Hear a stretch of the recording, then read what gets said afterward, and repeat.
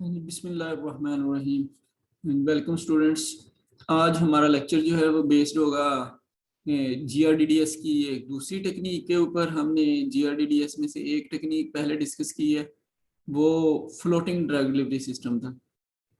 आज हम जो डिस्कस करेंगे वो हमारा फिर उसमें से second type of delivery system है, जिसको हम म्यूकोएडहेसिव या बायोएडहेसिव ड्रग डिलीवरी सिस्टम कहते हैं, या फिर इसको म्यूकोएडहेसिव बायोएडहेसिव टेक्नोलॉजी कहते हैं। म्यूको एडहेसिव एडहेसिव तो हम वेरी फेमिलियर हैं। Adhesive means it get attach और इट गेट बाइंड। कोई चीज किसी के साथ अटैच हो जाए, उसके साथ बाइंड कर जाए, उसके साथ किसी भी तरह से वो एडहियर कर जाए, तो उसको हम एडहेसिव कहेंगे। तो म्यूको हमने वर्ड लिया हुआ है from mucus membrane. Mucus membrane में एक मटेरियल होता है जिसकी वजह से उसका नाम म्यूकस होता है, वो म्यूसन होता है। म्यूसन एक प्रोटीनियस मटेरियल है जो कि सिक्रीट करते हैं एपिथेलियल सेल्स हमारे जीआईटी के। वो एक म्यूसन की वजह से एक मेम्ब्रेन डेवलप करता है, वो म्यूकस मेम्ब्रेन कहलाता है। इसको भी हम थोड़ा सा डिस्कस करेंगे, what is a mucus membrane. अच्छा, तो उस म्यूकस मेम्ब्रेन के साथ अगर कोई सिस्टम जो है वो अडहियर कर जाए, तो और वो वहीं पे उसके साथ अटैच रहे, उसके साथ बाइंड रहे, तो वो सिस्टम क्या कहलाएगा? म्यूकोएडहेसिव कहलाएगा। सिमिलरली एक दूसरा वर्ड यहाँ पे लिखा हुआ आपको नजर आ रहा है, वो बायोएडहेसिव है। बायो मींस, बायो हमने लिया है बायोलॉजिकल से, तो बायोलॉजिकल हम कहते हैं लिविंग सेल्स को। तो एडहेसिव उसी तरह से फिर एडहियर करना या उसका अटैच करना या लिंक करना। तो अगर कोई मटेरियल बायोलॉजिकल मेम्ब्रेन के साथ लिंक कर जाए तो उसको बायोएडहेसिव कहेंगे। तो बायोएडहेसिव एक बड़ा वर्ड हो गया, मेजर वर्ड हो गया। तो म्यूकोएडहेसिव सिर्फ म्यूकस से है, तो जो हाँ म्यूकस मेम्ब्रेन होगी अगर वहां पे एडहियर कर जाए तो ये म्यूकोएडहेसिव होगा। बायोएडहेसिव मीन वो किसी भी सेल के साथ, बॉडी के जो कि लिविंग सेल है उसके साथ एडहियर कर जाए तो वो बायोएडहेसिव कहलाएगा। तो ये हमारा एक सेकंड टाइप ऑफ जीआरडीडीएस है, क्योंकि जीआरडीडीएस हमने पढ़ना शुरू किया हुआ है गैस्ट्रो रिटेंटिव। तो गैस्ट्रिक में जो मेम्ब्रेन है वो फिर बायोलॉजिकल हम उसको कम कहते हैं, वेरी स्पेसिफिकली हम उसको म्यूकस मेम्ब्रेन कहते हैं। तो इसलिए सिस्टम म्यूकोएडहेसिव कहलाता है, जो हम ओरली दे देंगे और वो जीआईटी के गैस्ट्रिक फेज में जाके रिटेन रह सकता है, उसको फिर हम म्यूकोएडहेसिव कहेंगे। तो ऐसा सिस्टम जिसकी एबिलिटी है कि वो एडहियर कर सकता है या अटैच कर सकता है to mucus membrane of stomach, या फिर वो mucus membrane of buccal cavity में, बक्कल कैविटी में अटैच कर दे, तो इसको हम कहेंगे म्यूकोएडहेसिव। अगर वो म्यूकस मेम्ब्रेन ऑफ स्टमक में अटैच कर देगा, और अगर वो बक्कल कैविटी की म्यूकस मेम्ब्रेन में अटैच कर देगा तो उसको बकोएडहेसिव कहते हैं। तो ये हमारा एक सिस्टम जिसकी प्रॉपर्टी है कि ये एडहियर या अटैच कर सकता है to the immediately available surfaces जहां पे आप इसको लगाएंगे। यानी कि आप इसको वाटर से ओरली इंजेस्ट कर लेंगे तो ये इमीडिएटली स्टमक के साथ इन कांटेक्ट आएगा, तो वहां पे ये एडहियर कर देगा। और अगर आप इसको खुद से बक्कल कैविटी में लगा देंगे तो ये वहां पे एडहियर कर देगा, बकोएडहेसिव हो जाएगा। तो इस तरह में फिर जो बायोएडहेसिव हमारा या म्यूकोएडहेसिव सिस्टम जो होता है वो बाइंड कर सकता है गैस्ट्रिक एपिथेलियल सेल सरफेस से। तो जो गैस्ट्रिक की यानी कि स्टमक की जो एपिथेलियल सेल सरफेस है उसके साथ ये अटैच करने की एबिलिटी रखता है। तो उसके साथ, क्योंकि वो अलोन नहीं होती, जो हमारी एपिथेलियल सेल सरफेस है वो अलोन नहीं होती, उसके ऊपर एक अलग जेल लाइक मटीरियल होता है, जेल लाइक लेयर होती है जो कि म्यूसन की वजह से डेवलप होती है। वो म्यूसन की लेयर के साथ अटैच कर देता है, और इससे क्या होता है कि जो गैस्ट्रिक रिटेंशन टाइम है वो बढ़ जाता है, क्योंकि उसके ऊपर अब कोई भी पेरिस्टाल्टिक मूवमेंट्स इफेक्ट नहीं करेंगी, क्योंकि वो तो जुड़ा हुआ है, वो अटैच है, तो इर्द गिर्द वाटर जितना मर्जी मूव करता रहे तो वो वहां से नहीं मूव करेगा, जिसकी वजह से उसका गैस्ट्रिक रिटेंशन टाइम जो है वो इंक्रीज कर देगा। तो ये जो हमारा सिस्टम है म्यूकोएडहेसिव का, इसका पर्पस हमने इसमें कोई ऐसी चीजें डाली होती हैं जो इसकी ड्यूरेशन ऑफ कांटेक्ट ड्रग का विद द म्यूकस मेम्ब्रेन या बायोलॉजिकल मेम्ब्रेन भी इंक्रीज कर देते हैं, और उसको वहीं पे वैसी ही शेप में रिटेन भी रखते हैं। तो ये सिस्टम की दो प्रॉपर्टीज हो गई। एक इसकी प्रॉपर्टी है कि इसने अटैच कर जाना है टू द म्यूकस मेम्ब्रेन, और सेकेंडली इसने जो ड्यूरेशन ऑफ अटैचमेंट है, ये कॉन्टेक्ट का जो ड्यूरेशन है वो भी एक्सटेंड कर देना है at least up to 12 hours to 24 hours. वो 12 घंटे से 24 घंटे तक उसका कॉन्टेक्ट भी इंक्रीज कर देना है और उसकी जो इंटीमेसी है वो भी इंक्रीज कर देनी है। तो ये जो फिर अटैचमेंट है वो फिर डिफरेंट मैकेनिज्म से होती है, वो मैकेनिज्म हम फर्दर डिस्कस करेंगे। अच्छा, going to some features of this mucoadhesive या बायोएडहेसिव ड्रग सिस्टम। तो म्यूकोएडहेसिव टेक्नोलॉजी को हम बायोएडहेसिव भी कहते हैं, इन अदर वर्ड्स ये एक फीचर्स में है। तो बायोएडहेसिव कह लें कि मेजर क्लास है और म्यूकोएडहेसिव हमारी फिर एक उसमें से सब क्लास है। तो इनका जो फीचर होता है, इनका पर्पस है कि ये जीआरटी को इंक्रीज करने के लिए यूज होते हैं, गैस्ट्रिक रिटेंशन टाइम को, जब ये जीआईटी की वॉल के साथ बाइंड कर जाते हैं। तो इस तरह से contact of the system, contact time जो सिस्टम का है जीआईटी मेम्ब्रेन के साथ वो इंक्रीज कर जाता है। तो कॉन्टेक्ट टाइम इंक्रीज कर जाने की वजह से ये अगर ड्रग की जो डिलीवरी है वो उसी मेम्ब्रेन के अंदर है और वो मेम्ब्रेन में कोई डिजीज है, इन्फ्लेमेशन है या वो मेम्ब्रेन में कोई प्रोलिफरेशन है, तो ये उसमें कांटेक्ट में रहेगी और कांटेक्ट टाइम बढ़ जाने की वजह से वो ड्रग डायरेक्टली उसी के अंदर ही रिलीज करती रहेगी, उसी मेम्ब्रेन में रिलीज करती रहेगी। तो ड्रग सैचुरेट करेगी उसी मेम्ब्रेन को, तो ये टारगेटेड ड्रग डिलीवरी सिस्टम हो जाएगी। तो स्पेसिफिकली हम म्यूकोएडहेसिव डिलीवरी सिस्टम बनाते हैं ताकि हम डिजीज साइट को, जीआईटी में जो डिजीज साइट है उसको टारगेट कर दें, वो उसके ऊपर जाके अटैच कर जाए और ऊपर जाके अटैच करने के बाद वो वहां पे ड्रग को लोकली रिलीज करे। क्योंकि ऐसा कोई डिलीवरी सिस्टम जिसने अटैच होना है तो उसने पहले कुछ तरह एक्टिवेट होना है। वो एक्टिवेट होने के बाद वो जब किसी भी मेम्ब्रेन के साथ इन कांटेक्ट आएगा तो सबसे पहले उस मेम्ब्रेन के साथ इन कांटेक्ट आएगा जो सोलन होगी, जो उभरी हुई होगी, क्योंकि वो तो चल रहा है तो उसको वही टच करेगा सबसे पहले जहां पे इन्फ्लेमेशन होगी, तो ये वहीं पे जाके बाइंड कर देता है इन्फ्लेम्ड साइट के साथ। तो इसलिए हम स्पेसिफिकली इसको देते हैं कि वहां पे हम डिजीज को टारगेट कर सकें। अदरवाइज ये जहां भी अटैच कर जाए तो अटैच करने के बाद इसने ड्रग रिलीज करनी है उस मेम्ब्रेन में अगर ये कैपेबिलिटी है कि उसको अब्जॉर्ब कर देगी तो अब्जॉर्ब करके सिस्टम में सर्कुलेशन में ले जाएगी, अगर नहीं है तो ये फिर सिस्टम को, ड्रग को ये वो गैस्ट्रिक फ्लूइड में दे देगी, तो वो फ्लूइड जो है वो अब्जॉर्प्शन साइट पे, ड्यूडेनम है फॉर एग्जांपल उसकी अब्जॉर्प्शन साइट, तो वो ड्यूडेनम में जाके अब्जॉर्ब हो जाएगी।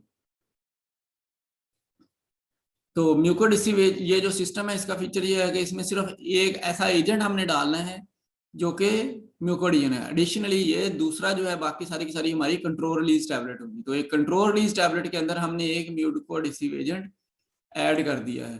सिंपली अगर आप ड्रग के साथ भी म्यूकोएडहेसिव डाल दें तो वो एक म्यूकोएडहेसिव सिस्टम है, लेकिन वो फिर हमारे इस जीआरडीडीएस में क्लासीफाई नहीं होता, जनरली म्यूकोएडहेसिव तो जरूर कहलाएगा।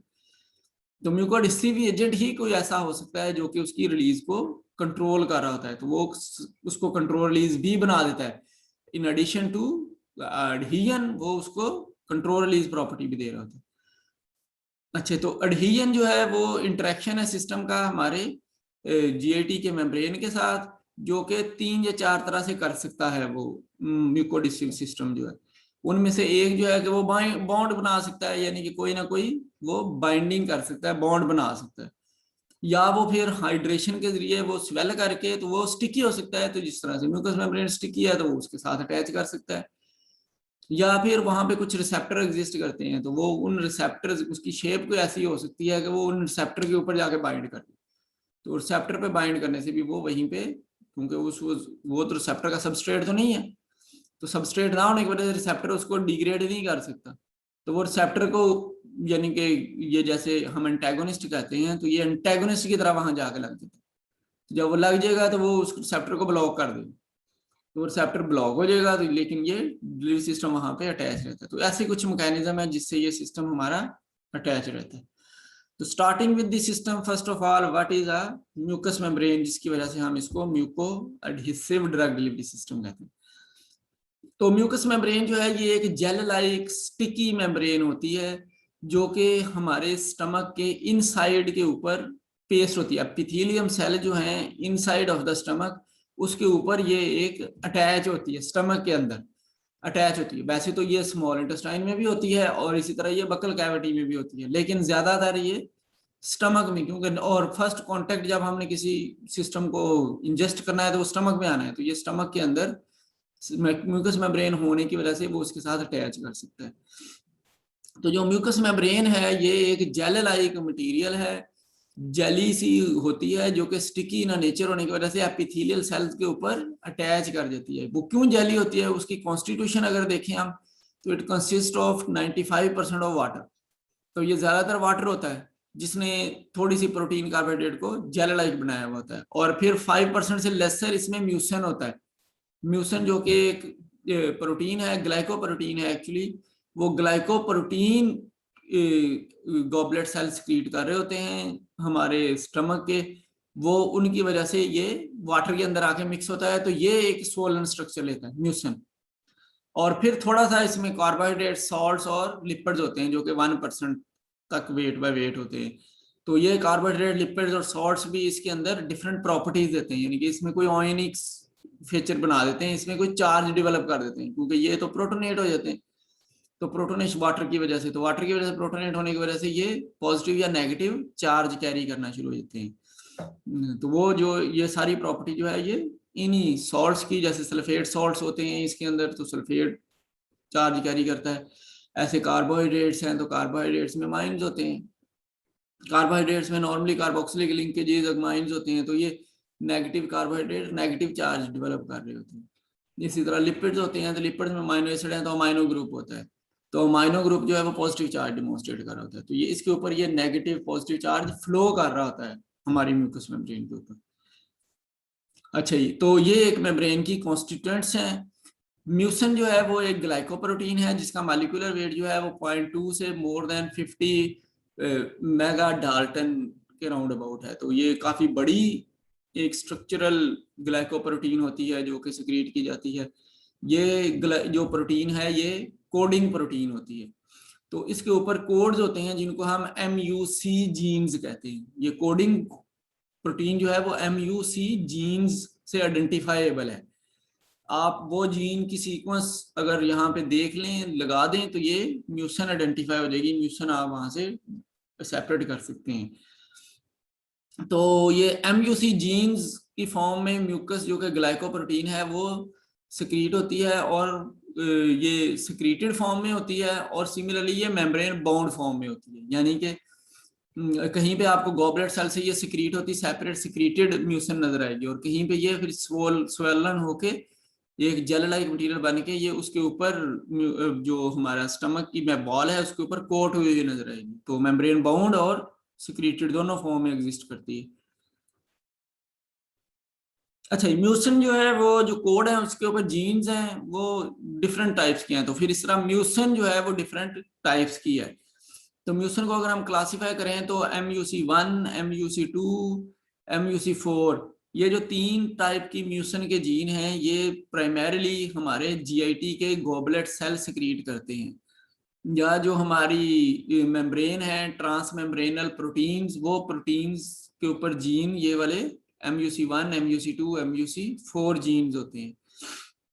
जो हमारे ब्रोंकियोल्स हैं, ट्रैकिया हैं, इनके अंदर भी ये होते हैं, उनमें ज्यादातर MUC1 और MUC4 होते हैं जो कि हमारे ब्रोंकियोल्स हैं।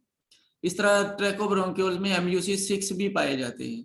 तो प्राइमरी लाइनिंग ऑफ स्टमक जो है ये भी MUC6 भी सिक्रीट करती है, और स्लाइवा जो है वो MUC5AC सिक्रीट करता है, और MUC7 सिक्रीट करता है। तो स्लाइवा में यानी कि बक्कल कैविटी में MUC5AC जिसकी बहुत कम एडहेसिव प्रॉपर्टी होती है, और MU7 इसकी भी बहुत कम एडहेसिव प्रॉपर्टी होती है। लेकिन जेल लाइक जैसे हमें जो लुआब है हमें फील होता है कि ये जेली लाइक मटेरियल है, तो वो इसी वजह से होता है, ये MUC5AC की सिक्रीशन से और MUC7 की सिक्रीशन से होता है। तो अगर इनकी ओवर सिक्रीशन हो जाए, ये एक नॉर्मली म्यूसन सिक्रीट होता है, तो इसका एक प्रोटेक्टिव काम है कि इसने प्रोटेक्टिव नेचर का एक जेल लाइक लेयर बना देनी है।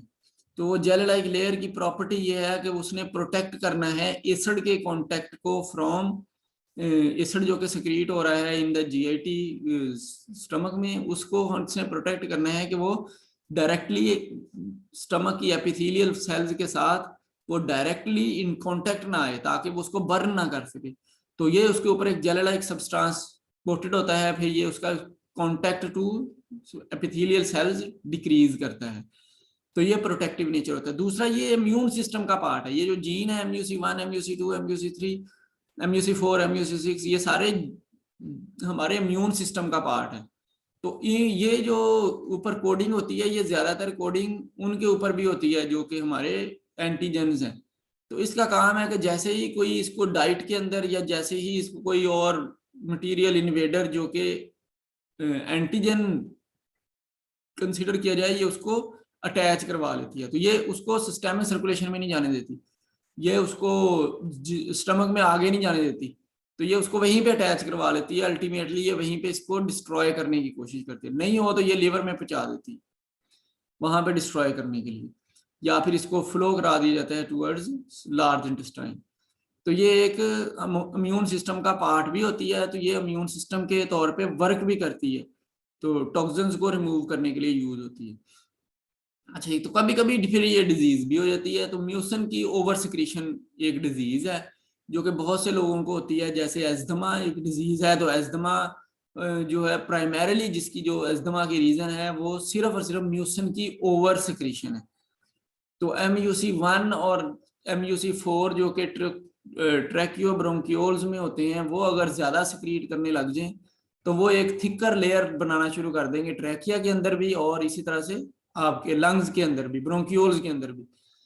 वो जो थिकर लेयर है ये बलगम कहलाती है, जिसको हम बलगम कहते हैं, या स्पुटम, ये स्पुटम कहलाती है। तो स्पुटम डेवलप हो जाता है। वो जितना थिकर होता जाएगा उतनी ये ब्रोंक्यूल्स नैरोअर होती जाएगी। इनके अंदर से एयर नहीं पास कर सकती, ऑक्सीजन नहीं पास कर सकती। तो ऑक्सीजन ना पास करने की वजह से ये फिर डीपर सेल्स और टिश्यूज तक ऑक्सीजन नहीं पहुंचती लंग्स में। तो इस वजह से फिर ये एस्थमेटिक या COPD की कंडीशन हो जाती है। तो ये भी ओवर सिक्रीशन की वजह से। इसी तरह से म्यूकस अगर GIT के अंदर ओवर सिक्रीट कर रही है तो ये फिर कैंसर काज कर देती है। यानी कि MUC2 अगर ज्यादा सिक्रीट हो रही है तो इससे इन्फ्लेमेशन होती है, तो सेल इन्फ्लेम्ड कर देते हैं, जिसको हम अल्सर कहते हैं, अल्सर हो जाता है। लेकिन अगर ये MUC1 और 4 ज्यादा सिक्रीट होना शुरू हो जाए इन द स्टमक, तो फिर ये स्टमक का कैंसर काज कर देती है, स्टमक कैंसर काज कर देती है। तो एक्चुअली म्यूसिन की सिक्रीशन डिपेंड करती है एपिथेलियल सेल्स को क्या रिस्पांस मिल रहा है, कितना म्यूसिन चाहिए। अगर आप कोई भी ऐसी चीज खा रहे हैं जिससे म्यूसिन की सिक्रीशन पोटेंशिएट होती है, बढ़ती है, तो फिर वो अल्टीमेटली MUC1 भी ज्यादा सिक्रीट हो सकता है, MUC4 भी ज्यादा सिक्रीट हो सकता है, MUC2 भी ज्यादा सिक्रीट हो सकता है। तो ये अल्टीमेटली अल्सर या फिर कैंसर की तरफ लीड करेंगे। तो ज्यादातर जो चिली है हमारी, चिली पोटेंशिएट करती है इसको। सिमिलरली ऑयल जो है, ये हम घी कह लें, ऑयल कह लें, ऑयल जो है और वो पोटेंशिएट करता है एनीथिंग जो कि आप किसी मेटल की सरफेस के साथ बर्न कर दें किसी भी तरह से, वो इसको ज्यादा इफेक्ट करती है म्यूसिन को। तो म्यूसिन उससे पोटेंशिएट होता है। ऐसी कुछ डाइट्स और भी हैं, फ्रूट्स में भी हैं, जो कि म्यूसिन को पोटेंशिएट करते हैं। तो ये ओवर सिक्रीशन काज कर सकते हैं, जिसकी वजह से डिजीजेज हो सकती हैं। तो अब हम देखेंगे कि म्यूकस मेम्ब्रेन के साथ ड्रग कैसे अटैच करती है। कुछ अटैचमेंट की थ्योरीज हैं, कुछ अटैचमेंट के बारे में डिस्कशन है जनरली। तो म्यूकोडिजन जो है वो एक कम्प्लेक्स प्रोसेस है, जैसा कि ये कुछ डिफरेंट पिक्चर्स में आपको नजर आ रहा होगा। इसमें 2 स्टेजेस होती हैं। तो 2 स्टेजेस जो फिगर A में आपको नजर आ रही हैं, ये 2 स्टेजेस ऑफ म्यूकोडिजन है।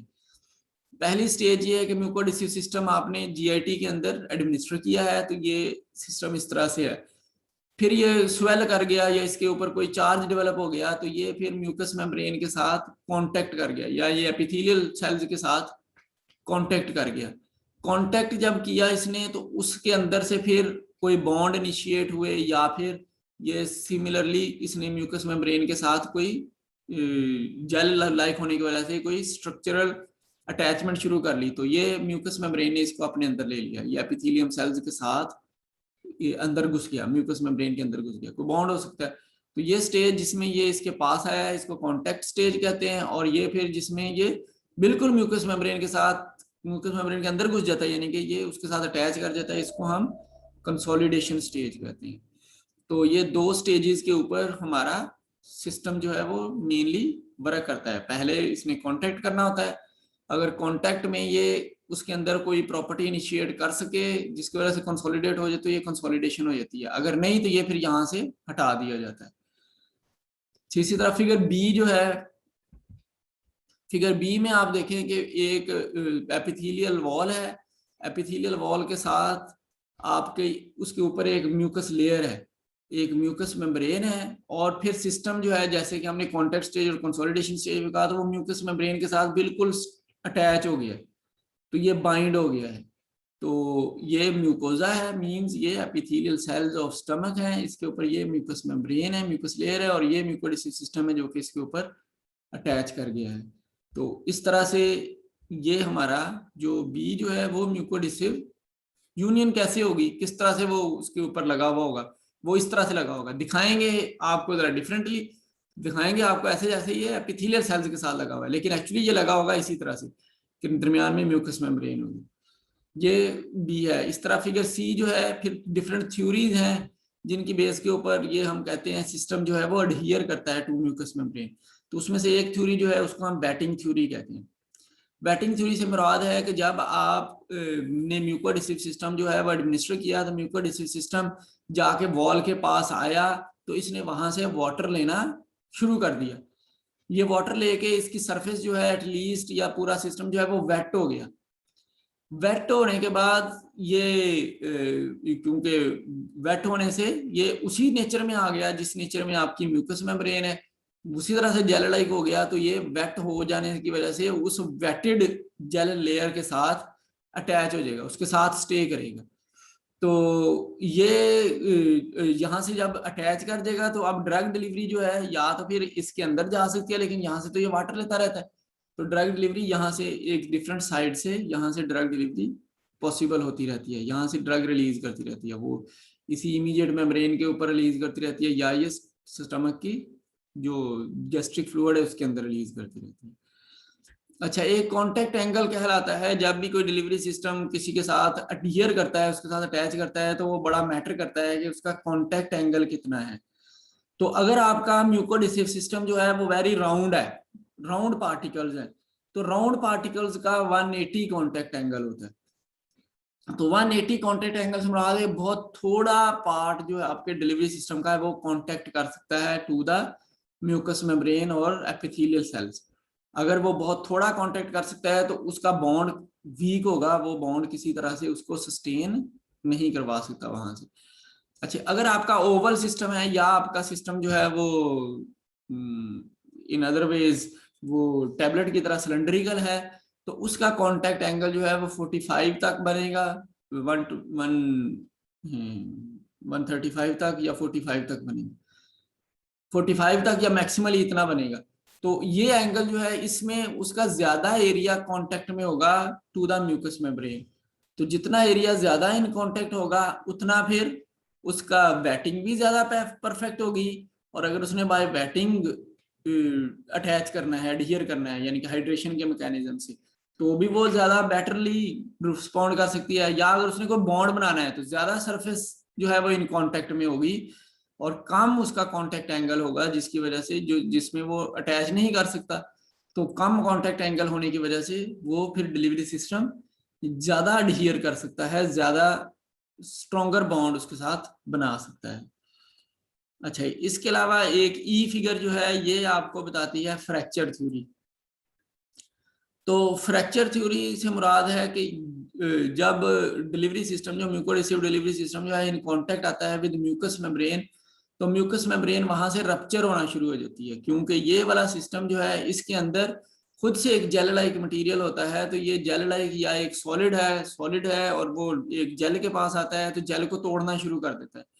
तो नॉर्मली ये कंसिडर किया जाता है कि जब भी एक म्यूकोडिसिव सिस्टम एक solid mucoadhesive system gel like material के ऊपर आके अटैच करेगा तो जेल लाइक मटेरियल को वो ब्रेक कर देगा, वो वहां से ब्रेक होना शुरू हो जाएगा। तो वो जो ऊपर की लेयर होती है म्यूकस मेम्ब्रेन की, वो एक तरह ब्रेक डिस्टॉर्ट होना शुरू हो जाती है, और डिस्टॉर्ट होके तो ये उससे अगली मेम्ब्रेन तक पेनिट्रेट कर देता है, यानी कि ये डीपर चला जाता है within the mucus membrane. तो इस तरह डीपर मूव करना सॉलिड डिलीवरी सिस्टम का ही इनटू द म्यूकस मेम्ब्रेन, ये उसको होल्ड करा देगा, क्योंकि उसके अंदर तो वो जहां पे अटैच किया वहीं से मेम्ब्रेन डिग्रेड की, इर्द गिर्द तो डिग्रेड नहीं की, तो फ्रैक्चर वहीं से हुआ है, तो वो फ्रैक्चर होने की वजह से वो नीचे डाउनवर्ड मूव कर देगा। तो डाउनवर्ड मूव करने की वजह से वो सिस्टम वहां पे एडहियर कर सकता है, वो सिस्टम वहां पे स्टे कर सकता है। तो इस तरह से स्टे करने को हम फ्रैक्चर थ्योरी कहते हैं। अच्छा, इसके अलावा एक थ्योरी है जो कि डिफ्यूजन इंटरलॉकिंग थ्योरी कहलाती है। डिफ्यूजन इंटरलॉकिंग थ्योरी जो कि एफ फिगर में आपको नजर आएगी। एफ फिगर में हमने कहा कि हमने एक डिलीवरी सिस्टम दिया हुआ है और एक म्यूकस लेयर है। तो हमारा डिलीवरी सिस्टम जो है उसमें भी ऐसे पॉलीमर से हमने उसको डेवलप किया हुआ है जो पॉलीमर चेन लाइक हैं, चेन फॉर्मिंग है। जिस तरह से मेम्ब्रेन हमारी होती है, म्यूकस मेम्ब्रेन है, ये बनती है, इसी तरह से हमारा पॉलीमर भी वैसा ही एक मेम्ब्रेन स्ट्रक्चर है। तो उसमें भी वैसा ही मटेरियल एग्जिस्ट करते हैं, उसमें भी वैसे मटेरियल एग्जिस्ट करते हैं। तो जब ये सिस्टम जो है डिलीवरी सिस्टम जाके म्यूकस मेम्ब्रेन के ऊपर अटैच करता है, तो वो फिर म्यूकस चेन और पॉलीमेरिक चेन जो है आपस में इंटरमिक्स होना शुरू हो जाते हैं। वो फील करते हैं कि ये म्यूकस मेम्ब्रेन जो है वो वही है जो कि इस डिलीवरी सिस्टम में है, और वो बाहर है, उसको अंदर ले आए। और बाहर वाले ये समझ रहे होंगे कि जो हमारी पॉलीमेरिक चेन है ये अंदर है म्यूकस मेम्ब्रेन में, इसको हम बाहर ले आए। तो नॉर्मली क्या होता है, फिर ये इंटरचेंज होना शुरू हो जाता है, तो डिफ्यूज होना शुरू हो जाता है। तो डिफ्यूजन ऑफ म्यूकस मेम्ब्रेन जो है वो हो जाती है इनटू द डिलीवरी सिस्टम, और डिफ्यूजन ऑफ पॉलीमेरिक चेन जो है वो हो जाती है from delivery system into the mucus membrane. और इस तरह से ये जो आपका म्यूकोएडहेसिव सिस्टम होता है ये भी एक म्यूकस मेम्ब्रेन का पार्ट बन जाता है। तो ये म्यूकस मेम्ब्रेन का पार्ट बनने की वजह से ये फिर उसके ऊपर अटैच कर जाएगा परमानेंटली, जब तक ये डिग्रेड नहीं करेगा उस वक्त तक ये उसके ऊपर अटैच कर देगा। तो इसको हम डिफ्यूजन इंटरलॉकिंग थ्योरी कहते हैं। तो ये 3 थ्योरीज और 2 हमने एक हमने नॉर्मली मैकेनिज्म ऑफ म्यूकोएडिशन कैसे होता है, यानी कि उसका म्यूकोएडिशन का प्रोसेस कैसे होता है, और दूसरा हमने उसका एक कॉन्टेक्ट एंगल डिस्कस किया यहाँ पे।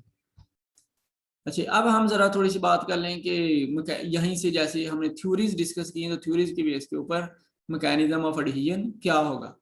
तो जो उनके फिर बेस के ऊपर जितनी हमने थ्योरीज डिस्कस की उनकी बेस के ऊपर हम 3 तरह के या 4 तरह के मैकेनिज्म डिफाइन कर सकते हैं।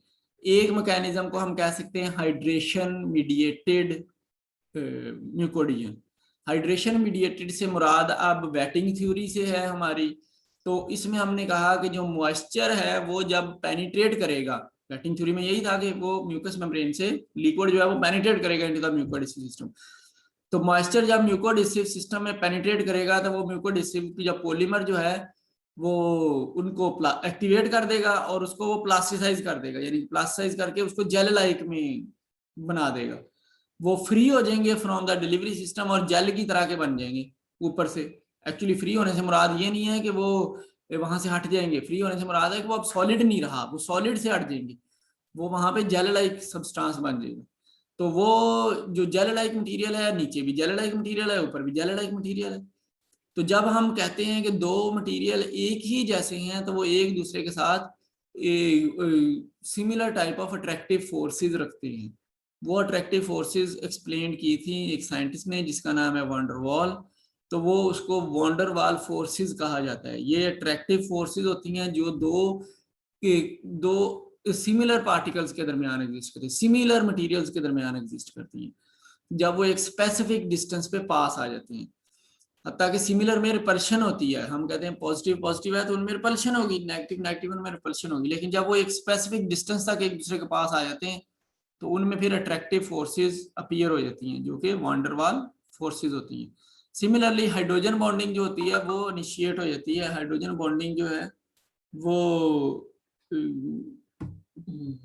इसमें डेवलप हो जाती है between the system and the mucus membrane, जिस जो कि फिर वो भी हाइड्रेशन मीडिएटेड या वेटिंग थ्योरी को डिमॉन्स्ट्रेट करती है। तो सिस्टम जो है वो जेल लाइक अपीयरेंस ले सकता है on contact with water water जब उसके साथ इन कांटेक्ट आएगा तो वो जेल लाइक बन गया, जेल लाइक बनने के बाद वो जेल जैसा ही हो गया, जैसा कि जेल आपकी नीचे थी हमारी म्यूकस मेम्ब्रेन की, तो वो उसके साथ अटैच कर गया, वो वांडरवाल फोर्स के साथ अटैच कर गया या वो हाइड्रोजन बॉन्ड के साथ अटैच कर गया। ये डिफ्यूजन मीडिएटेड जो डिफ्यूजन इंटरलॉकिंग थ्योरी है उसमें भी ये फिट बैठता है कि डिफ्यूजन इंटरलॉकिंग थ्योरी में हाइड्रोजन बॉन्डिंग ही होनी है कि वो पॉलीमर उसके साथ और उसकी म्यूकस की मेम्ब्रेन उसके साथ इंटरमिक्स होना शुरू होगी। अच्छा, ये तो एक मैकेनिज्म है। इसके अलावा एक बॉन्डिंग मीडिएटेड मैकेनिज्म भी है। बॉन्डिंग मीडिएटेड मैकेनिज्म में हमने कहा है कि हमने अगर ऐसा पॉलीमर के साथ डिलीवरी सिस्टम दिया है जो पॉलीमर कोई चार्ज कैरी करता है, फॉर एग्जांपल वो कैटोनिक है या वो एनोनिक है। तो अगर कैटोनिक है, for example just for example एक कैटोनिक मटेरियल है, जैसे काइटोसान एक कैटोनिक मटेरियल है, तो ये फिर सल्फेट्स जो कि सल्फेट ग्रुप्स होते हैं, सॉल्ट्स होते हैं, सल्फेट सॉल्ट्स हमारे म्यूकस मेम्ब्रेन में, तो वो नेगेटिवली चार्ज होते हैं। तो कार्बोक्सिलिक भी नेगेटिवली चार्ज होते हैं, तो ये ज्यादातर सल्फेट्स के साथ, काइटोसन क्योंकि सल्फेट के साथ बाइंड कर जाता है, तो काइटोसन सल्फेट के साथ अटैच कर देगा, पॉजिटिव चार्ज और नेगेटिव चार्ज आपस में बॉन्ड बनाना शुरू कर देते हैं, तो ये बॉन्डिंग मीडिएटेड हो जाएगा। तो ये इलेक्ट्रोस्टैटिक इंटरेक्शन होगी विद म्यूकस मेम्ब्रेन, तो या सेल सरफेस के साथ या म्यूकस मेम्ब्रेन के साथ, तो इसको हम उसकी बॉन्डिंग कहेंगे। तो ये बॉन्डिंग मैकेनिज्म के साथ इंटरेक्ट कर गया। डिफ्यूजन इंटरलॉकिंग थ्योरी में थोड़ी सी बात ये थी कि म्यूकोएडहेसिव पार्टिकल्स एंड ग्लाइकोप्रोटीन प्रेजेंट जो कि म्यूकस मेम्ब्रेन में है वो इंटरेक्ट करते हैं। किस तरह से कि इंटरपेनिट्रेट करने लग जाते हैं एक दूसरे के अंदर बाय यूजिंग देयर चेन्स, और इस तरह वो सेकेंडरी बॉन्ड्स बनने शुरू होते हैं। जैसे मैंने आपको हाइड्रोजन बॉन्डिंग में कहा, तो इनमें भी एक कोई सेकेंडरी बॉन्ड्स हाइड्रोजन बॉन्डिंग की तरह या कोई और सेकेंडरी बॉन्ड्स जो है वो इनके अंदर बनना शुरू हो जाते हैं। तो ये थोड़ा सा हाइड्रेशन से डिफरेंट है, तो इसलिए इसको डिफरेंटली लिखा है कि म्यूकोएडहेसिव पार्टिकल्स और जो glycoprotein particle of mucus membrane है वो दोनों एक दूसरे को इंटर चेंज करना शुरू कर देते हैं या एक दूसरे में पेनिट्रेट करना शुरू कर देते हैं, तो उसकी वजह से वो सेकेंडरी बॉन्ड्स आपस में नए बॉन्ड्स बना लेते हैं, ये इससे अडहियर कर सकता है। अच्छा, अब हम जरा बॉन्डिंग मीडिएटेड को थोड़ा सा डिस्कस कर लें। हाइड्रेशन और डिफ्यूजन मीडिएटेड तो हमने देख लिया है। बॉन्डिंग मीडिएटेड में हम देखेंगे कौन कौन से पॉलीमर हमारे पास अवेलेबल हैं। तो हमारे पास नॉर्मली 3 तरह के पॉलीमर्स अवेलेबल हैं। एक पॉलीमर जो है या फिर हमारे पास रिसेप्टर्स अवेलेबल हैं, 3 तरह के पॉलीमर्स अवेलेबल हैं या फिर हमारे पास रिसेप्टर अवेलेबल है। तो पॉलीमर्स में हमारे पास हो सकते हैं एनोनिक पॉलीमर्स, वो बॉन्डिंग मीडिएटेड हाइड्रेशन म्यूकोएडहेजन जनरेट कर सकते हैं, या फिर हमारे पास कैटायनिक पॉलीमर हो सकते हैं जो कि जनरेट कर सकते हैं। एनोनिक इसलिए क्योंकि ये नेगेटिवली चार्ज होंगे, तो ये फिर पॉजिटिवली जो पॉजिटिव चीजें प्रेजेंट हैं उसके अंदर वो उनके साथ अटैच कर सकते हैं। तो कैटायनिक जो है ये पॉजिटिवली चार्ज होते हैं, तो ये फिर जो नेगेटिवली चार्ज मटेरियल एग्जिस्ट करते हैं उनके साथ अटैच कर सकते हैं। इस तरह कोवलेंट बॉन्डिंग भी हमारे कुछ होते हैं जो कि कोवलेंट बॉन्ड इलेक्ट्रॉन शेयर करके बॉन्ड बना सकते हैं, तो वो भी इलेक्ट्रॉन शेयर भी किया जा सकता है यहाँ पे। तो हम कुछ एग्जांपल्स के साथ डिस्कस करते हैं। एनोनिक पॉलीमर्स हमारे वो वाले पॉलीमर्स हैं जिनमें हमारे नेगेटिवली चार्ज ग्रुप्स होते हैं, जैसे कार्बोक्सिलिक ग्रुप्स जिन पॉलीमर्स में होता है या सल्फेट ग्रुप जिसमें होता है फंक्शनल ग्रुप। तो ये पॉलीमर जो हैं जब ये अपने पीके के ऊपर पहुंचते हैं, पीके से जैसे ही ऊपर जाते हैं तो ये प्रोटोनेट हो जाते हैं। तो पीके से पे ये सोल्यूबल होते हैं, पीके से थोड़ा सा ऊपर जाते हैं पीएच में तो ये प्रोटोनेट कर देते हैं। तो फॉर एग्जांपल ये PAA है यानी कि पॉलीएक्रिलिक एसिड है, ये सोडियम कार्बोक्सी मिथाइल सेलुलोज है। ये अपने पीके वैल्यू से ऊपर की पीएच पे जब रीच करते हैं तो ये नेगेटिव चार्ज प्रोड्यूस करना शुरू हो जाते हैं, और वो फिर एडहियर करने की एबिलिटी रखता है to the carbohydrates positive charge, जो कि आगे अमाइंस का फॉर एग्जांपल पॉजिटिव चार्ज होता है तो उनके साथ एडहियर करने के लिए अटैच कर देता है। तो पीके जो इनका सोडियम CMC का है वो तकरीबन 3 के राउंड अबाउट होता है। तो पीएच जो है जब हमारे स्टमक की है वो 3.5 तक पहुंच जाती है, जैसे फीडिंग स्टेट में हम कोई वाटर भी एडमिनिस्टर करते हैं तो पीएच बढ़ जाती है उसकी, तो उस वक्त ये नेगेटिवली चार्ज में कन्वर्ट हो जाता है। तो उसके साथ हम कोई और डाइट भी दे दें तो हम कंफर्म कर सकते हैं कि पीएच इसकी ज्यादा हो गई है, तो इसके ऊपर ये फिर नेगेटिव चार्ज डिमॉन्स्ट्रेट करेगा और ये एडहियर कर देगा म्यूकस मेम्ब्रेन के साथ। सिमिलरली ये तो इतने ज्यादा यूज नहीं होते हैं एनोनिक पॉलीमर फॉर म्यूकोडीजन, कैटोनिक ज्यादा यूज होते हैं। तो कैटोनिक की प्रॉपर्टी ये है कि ये पॉजिटिव चार्ज डिमॉन्स्ट्रेट करते हैं। इनमें हमारे पास जो एक प्राइमरी पॉलीमर एग्जिस्ट करता है जो कि बहुत अबंडेंट है in our universe after cellulose, ये सेकंड अबंडेंट सोर्स है इसका, वो काइटन है जो कि प्लांट्स के ऊपर होती है, एक लेयर होती है काइटन की, वो प्लांट्स के ऊपर सेलुलोज की लेयर होती है, सॉरी, ये एनिमल्स जो होते हैं सी एनिमल्स उनके ऊपर एक लेयर जो होती है वो काइटन की होती है। तो ऐसे सेलुलोज प्लांट सबसे ज्यादा है, फिर वो एनिमल्स सेकंड नंबर पे हैं। तो इस तरह काइटन जो है वो सेकंड अबंडेंट सोर्स है इन द यूनिवर्स। तो काइटन जो है वो पॉलीसेक्राइड होता है, तो उसकी अगर हम डीएसिटाइलेशन कर लें, यानी कि उसमें से एसिटाइल ग्रुप हटा दें, डीएसिटाइलेशन कर दी जाए, तो वो काइटोसान बन जाता है। तो काइटोसान जब एसिड में हम HCl के साथ एक्सपोज होता है वाटर में और HCl में एक्सपोज होता है, तो ये फिर प्रोटोनेट करके पॉजिटिव चार्ज देना शुरू कर देता है, पॉजिटिव चार्ज डिमॉन्स्ट्रेट करता है, और ये फिर पॉजिटिव चार्ज जो है वो अटैच कर सकता है to the negatively present sulphate ions और नेगेटिवली प्रेजेंट एनी मटेरियल जो कि उसके अंदर एग्जिस्ट करता है। सल्फेट प्राइमरीली होते हैं तो उसके साथ ये बॉन्ड बना लेता है। अच्छा, इसी तरह से हमारे पॉलीमर हैं जो कि कोवलेंट बाइंडिंग पॉलीमर्स हैं।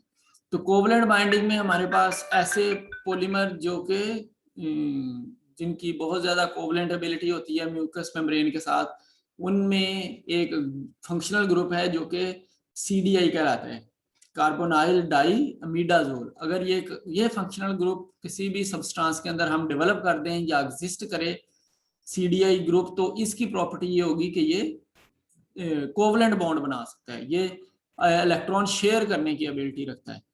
तो ये वाला जो फंक्शनल ग्रुप है वो एग्जिस्ट करता है जब हम थायोलेट करते हैं पॉलीमर्स को। तो काइटोसन को भी थायोलेट किया जा सकता है, किसी भी पॉलीमर को थायोलेट किया जा सकता है। थायोलेशन एक प्रोसेस है जिसमें हम थायोल ग्रुप को इंट्रोड्यूस करते हैं ऑन टू द सब्सटेंस। ये थायोल ग्रुप जो होता है ये डाइअमीडाजोल होता है, यानी कि ये कार्बोनाइल डाइअमीडाजोल होता है। तो ये फिर कोवलेंट बॉन्डिंग इनिशिएट करता है। ये लैक्टेंस जो होते हैं इनमें भी ये कार्बोनाइल डाइअमीडाजोल होता है।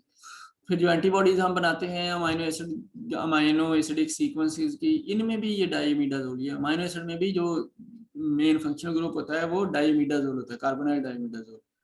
तो ये उसके साथ बाइंड कर सकते हैं। इसी तरह रिसेप्टर का है, तो फंक्शनल ग्रुप जो है वो रिसेप्टर के साथ म्यूकस मेम्ब्रेन में जो प्रेजेंट है उनके साथ भी अटैच कर सकते हैं। तो फंक्शनल ग्रुप मस्करीनिक, हिस्टामिनिक, सेरोटोनिन या जी प्रोटीन रिसेप्टर्स के साथ बाइंड करने की एबिलिटी रखते हुए उनको ये एंटेगोनाइज कर देते हैं और वहां पे अटैच रहते हैं। तो ये कुछ मैकेनिज्म